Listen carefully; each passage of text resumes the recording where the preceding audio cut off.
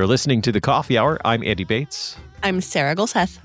Sarah, you're a lifelong learner. I'm curious how many of our listeners are lifelong learners. I know you're excited about today's topic. I am as well. I think we're just perpetual students and love learning. And that's what we get to do with Concordia University, Nebraska. We're going to learn about the launch of a new program at Concordia University, Nebraska. That's very exciting. And today's episode of The Coffee Hour is underwritten in part by Concordia University, Nebraska. You can learn more about Concordia University, Nebraska by visiting ceu.cune.edu. Joining us today, Dr. Bernard Bull. He's president of Concordia University, Nebraska, and becoming a pretty regular guest here on the Coffee Hour. I'm enjoying this. I'm pretty excited, actually, about the opportunity to talk with Dr. Bull again. Dr. Bull, welcome back to the Coffee Hour.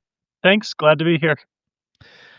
Looking at Concordia University, Nebraska's history, and I know we've talked about this in some episodes on Set Apart to Serve, and I know we have conversations that have happened in the past and some in the future about Concordia University, Nebraska and serving the church at large. For those who maybe haven't heard those conversations, how does Concordia University, Nebraska serve the church at large? Good. Well, I'm going to take you on a history lesson here. We'll do it very quickly, but we have to go back. It's almost becoming comical around campus. If I'm with the students, I kind of expect if they ever want to do a skit to imitate me, they're all going to start with the phrase, in 1894, because that's where it all begins. And so with that in mind, in 1894, Concordia was launched as the Evangelical Lutheran Teachers Seminary. And there was a very clear vision that we needed to raise up a next generation of Lutheran teachers. And we had Addison Teacher Seminary, which is now known as Concordia University, Chicago. And so we started a seminary further west so that we could sort of serve both east and west. And it's called the Evangelical Lutheran Teacher Seminary. So we had two seminaries to prepare pastors and seminaries to prepare teachers.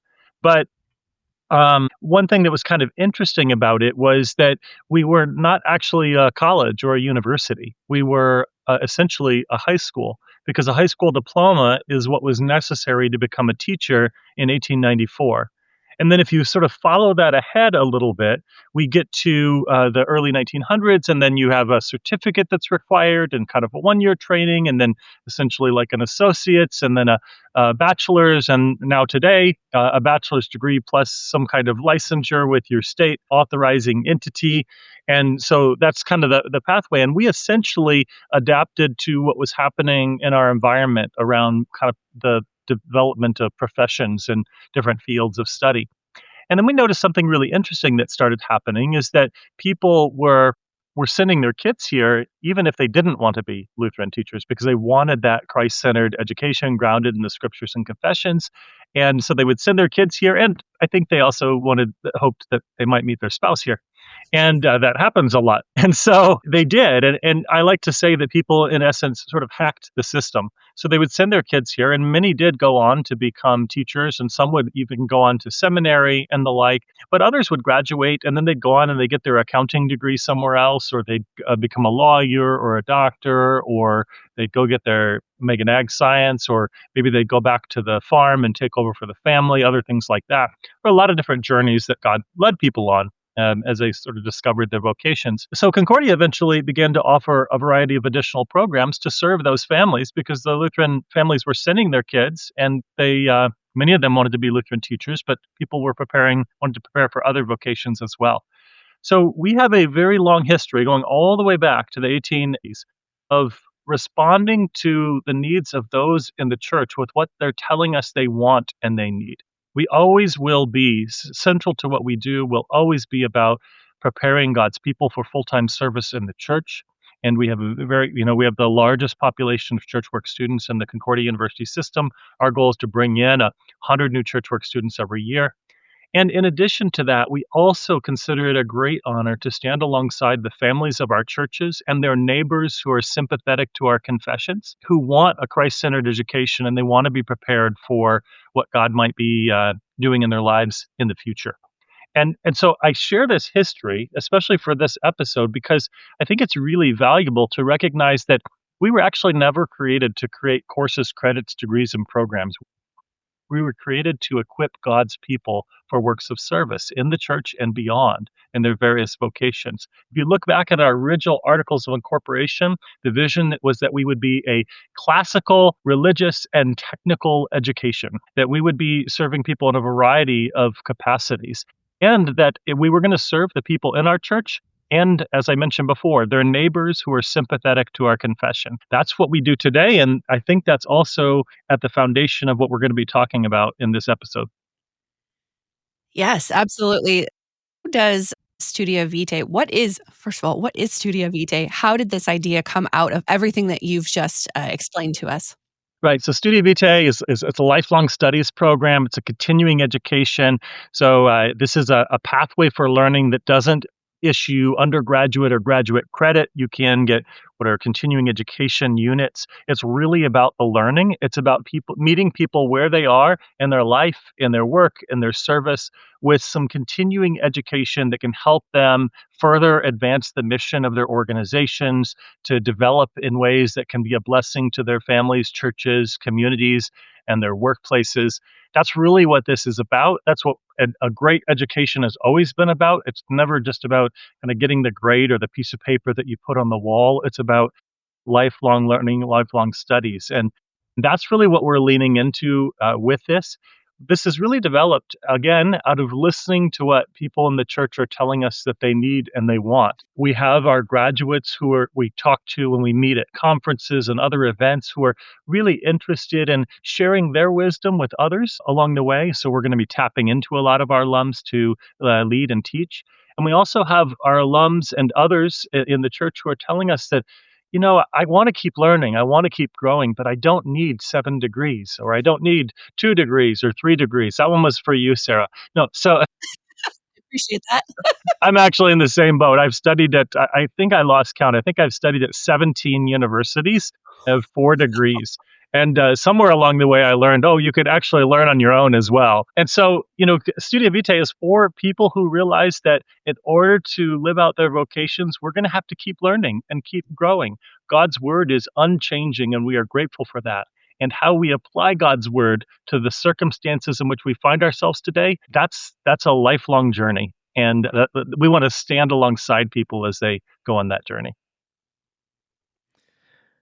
What's in the name Studia Vitae? Tell us a little bit more about that name. Yeah, so Dr. Haley is one of our professors, a wonderful English professor here. He helped start our classical Lutheran high school, and he helped launch our classics program. And he's just an amazing colleague and wonderful professor here. And I had reached out to him. I said, we're starting a continuing education unit, and I'd like to talk to you. I want something that takes us that represents the fact that what we're doing here is just not some new trendy fashionable thing. It's something that's rooted in the best learning of the Western world, the best learning that we find throughout sort of the history of the world. What are some possibilities? And I don't think I use those exact words. It might have even been in a short email. And we started talking, and somewhere along the way, his suggestion came to this kind of combination of Studia Vitae, which is really just lifelong studies. And I know people can translate that a little bit differently for the Latin scholars who are listening, but that's really what it's intended. It's intended to represent the fact that what we're trying to do here is not just chase shiny objects or trends, but we're trying to respond to the changes in our world by returning to that lasting truth of God's word, and by also turning to the wisdom of the past, those tried and tested ideals that have stood the test of time, that have transcended generations. There's a quote, I forget the author, but it goes something like, "He who marries the spirit of the age dies a widower tomorrow."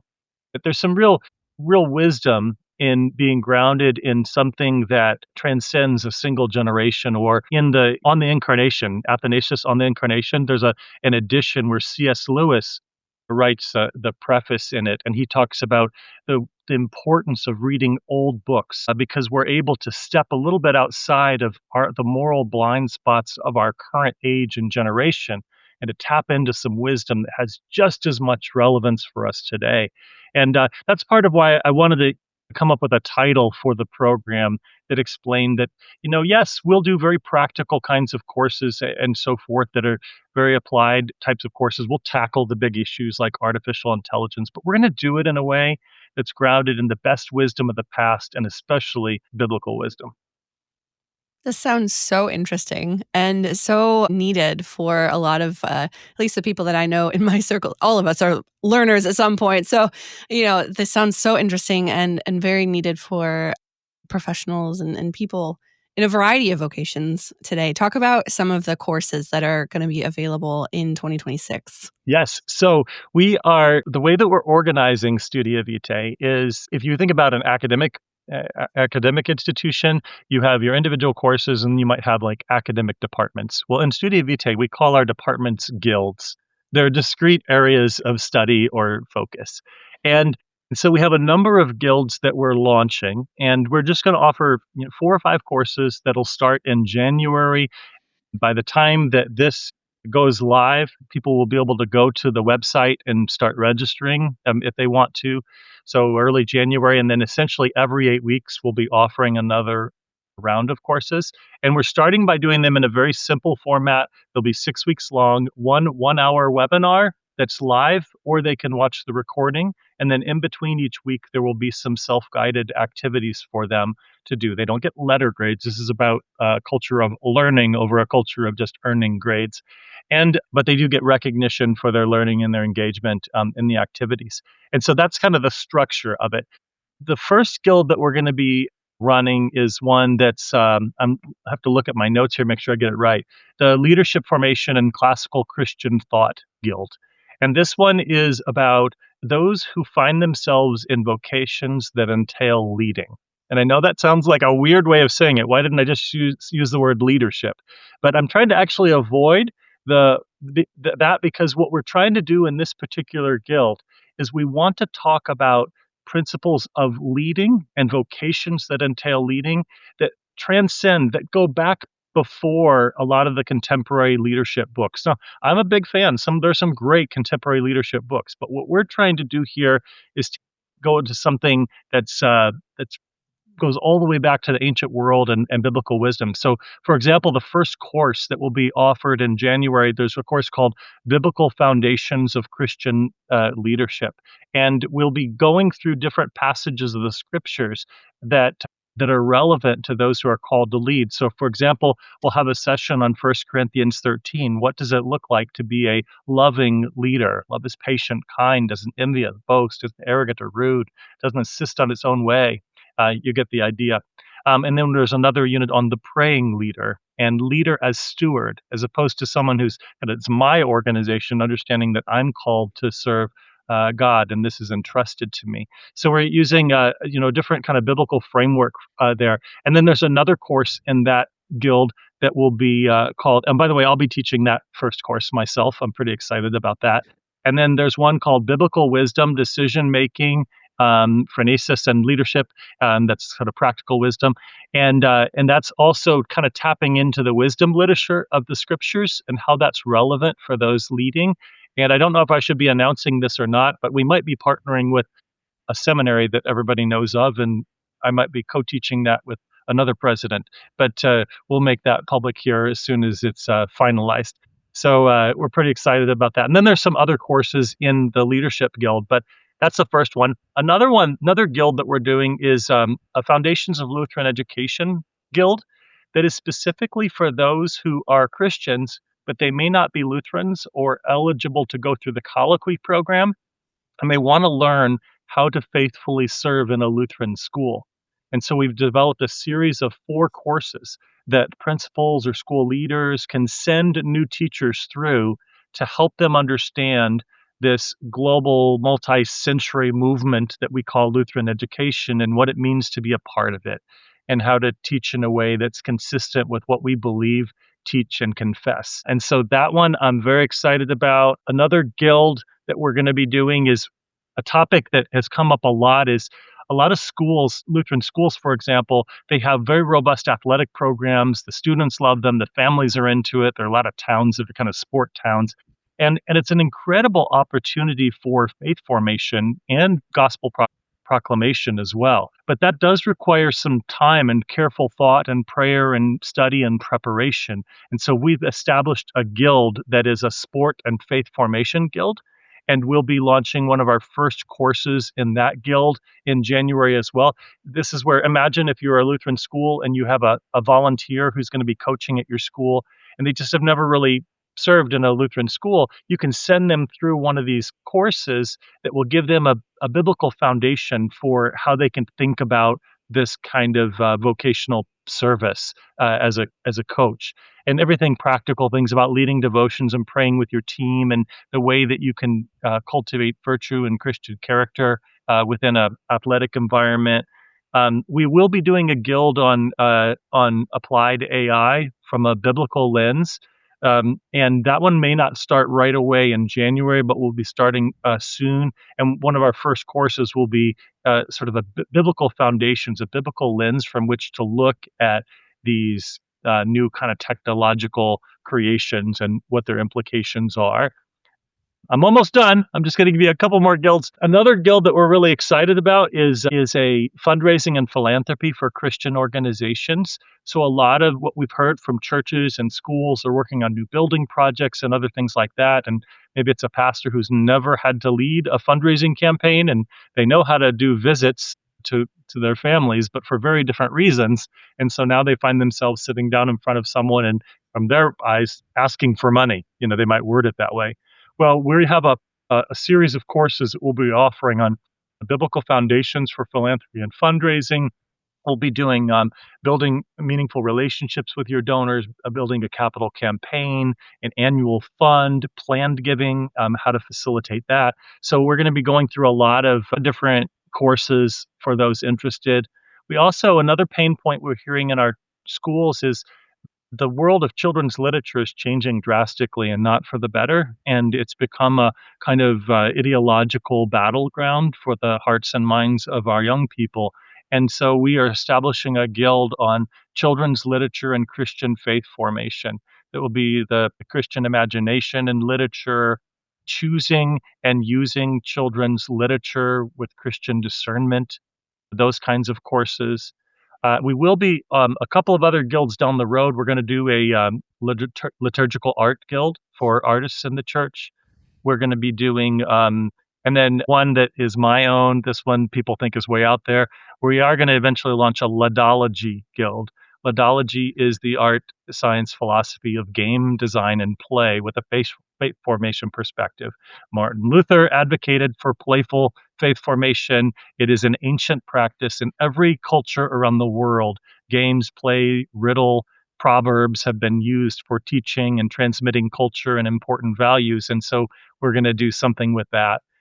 We even have a couple of standoff courses that we haven't put into a guild yet, but we'll be doing one that'll probably be in the Lutheran Ed Guild for teachers who love teaching, but they don't know how to manage their class very well, or they're feeling overwhelmed by the disciplinary challenges and the like. We're going to do a 6-week boot camp that a teacher can go through to get some help and try to maybe tackle that challenge that's maybe adding a little less joy to their work, so we can help them persist as teachers, but also learn how to create a positive classroom culture and environment. So I know that's a long list, but those are some of the things that are in the works. That's a great list. And I'm just going to ask the question that Sarah has, and she's not asking yet. She wants to know if there's a season pass where she can just take all the classes. I do. We have not even thought of that. We should do a season pass. That's a great idea. I'm so glad you thought of that. Note to self, we have a little project management. I'm actually the project manager for this, which is a little bit scary, but I'm going to go put on that list right now to discuss with the CFO season pass rate. Okay. Yes, that would be amazing. We are learning about Studia Vitae at Concordia University, Nebraska with Dr. Bernard Bull. We'll continue the conversation in just a moment right here on the Coffee Hour. I'm Andy Bates. I'm Sarah Gulseth.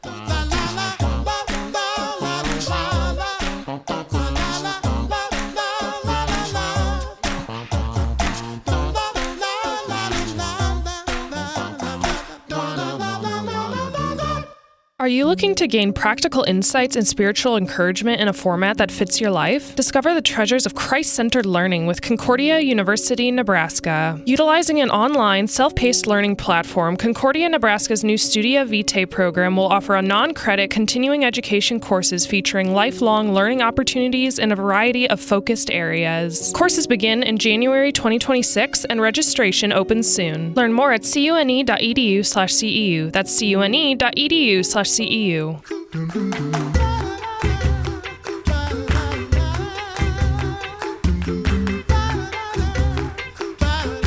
Welcome back to the Coffee Hour. I'm Andy Bates. I'm Sarah Gulseth. We're learning about Studia Vitae at Concordia University, Nebraska, an opportunity to continue learning as a student of life, a lifelong learner. What does that mean? What can you learn that will help you in your given vocations?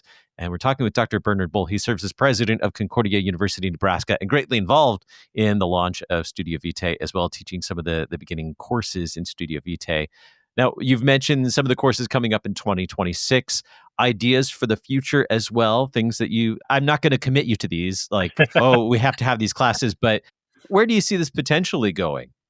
Well, I really do think that the future of education at its best has never just been about earning grades and credits and points and diplomas and pieces of paper on the wall. Education at its best is truly about learning and growth and formation that expresses love to God and love for our neighbor through our knowledge, our gifts, talents, and abilities. And that's really what we're doing here. That's what we're leaning into is we recognize the core of our mission is about equipping God's people. And we believe that this is a really valuable way to do it. And it's come directly from listening to people and telling us what they want. Of course, we have our degree programs and graduate degree programs for people, and many of them are available that you can do remotely or with a limited residency on campus. And we've worked really hard to reduce the cost to remove that barrier.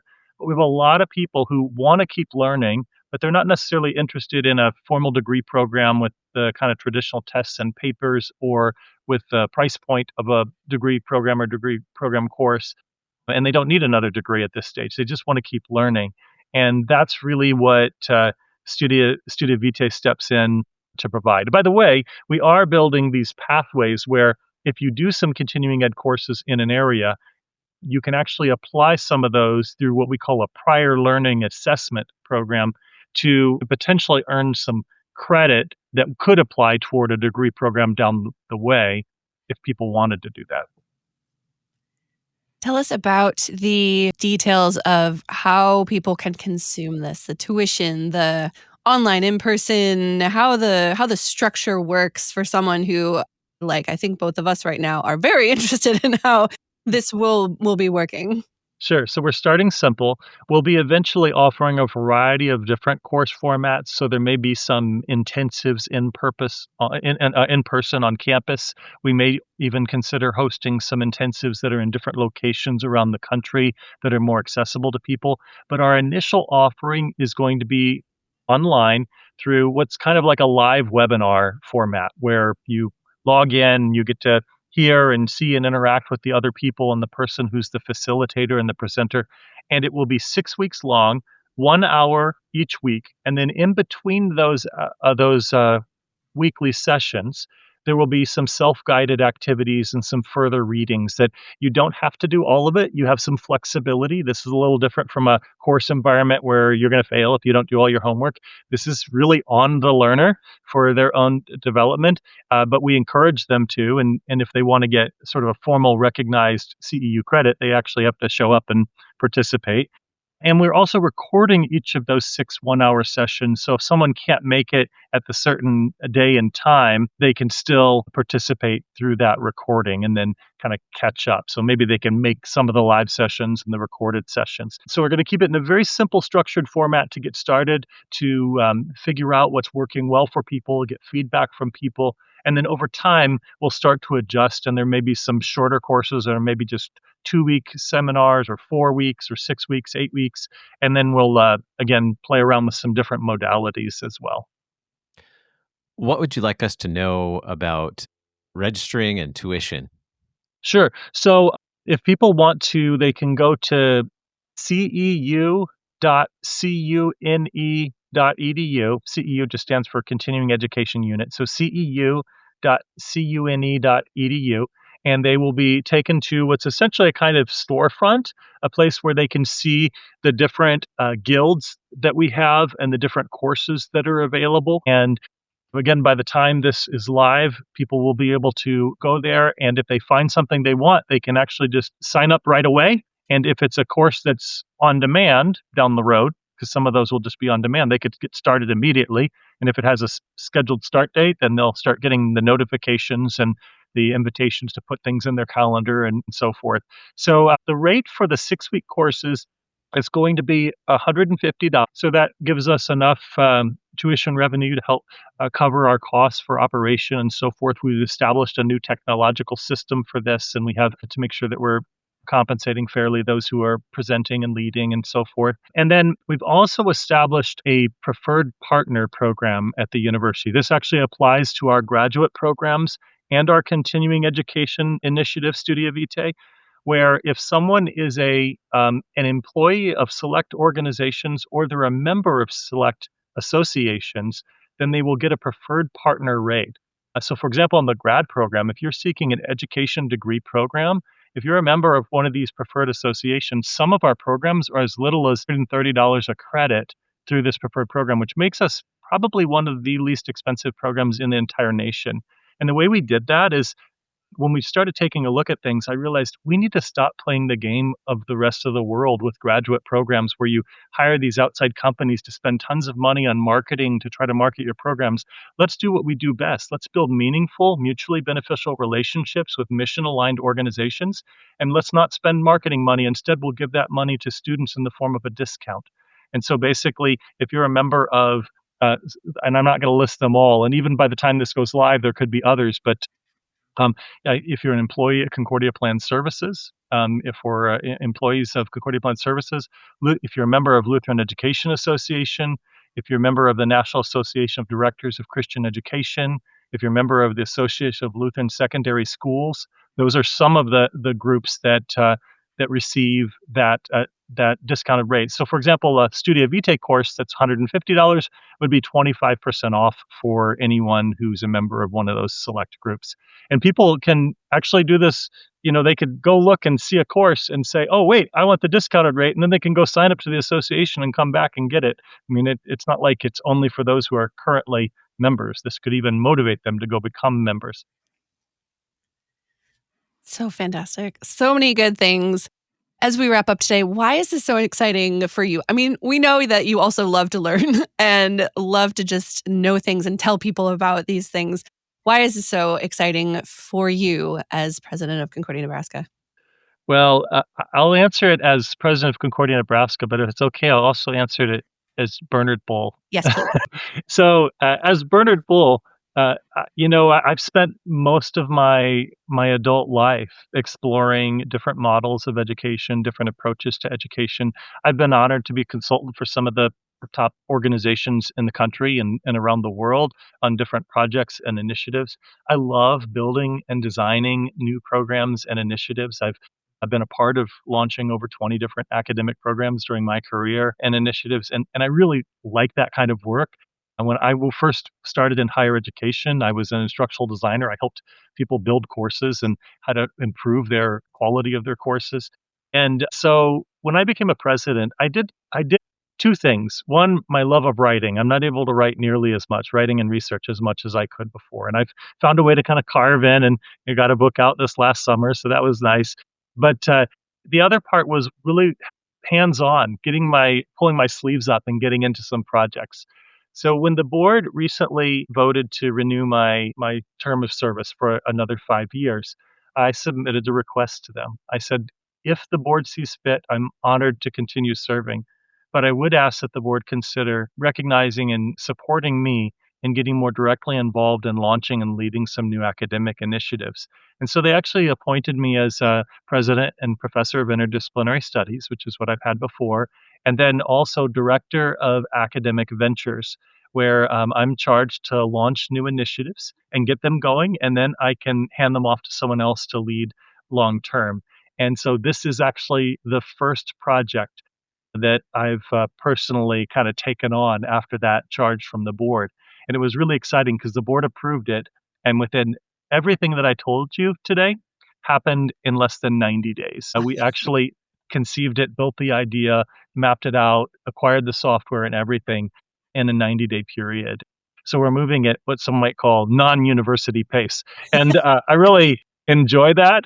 It's great. It's exciting. It's invigorating. And it's really neat to just get to the heart of education, what it is at its best, which is about that deep, meaningful learning that is a blessing to us and to those whom we encounter in our various callings.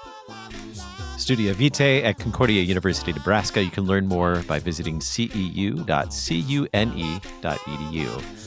Our guest today, Dr. Bernard Bull. He's president of Concordia University, Nebraska. Dr. Bull, thanks so much for joining us today and sharing with us about the new Studia Vitae at Concordia University, Nebraska. Thanks. I'll see you in a course soon. Very soon. You've been listening to The Coffee Hour. I'm Andy Bates. I'm Sarah Gulseth.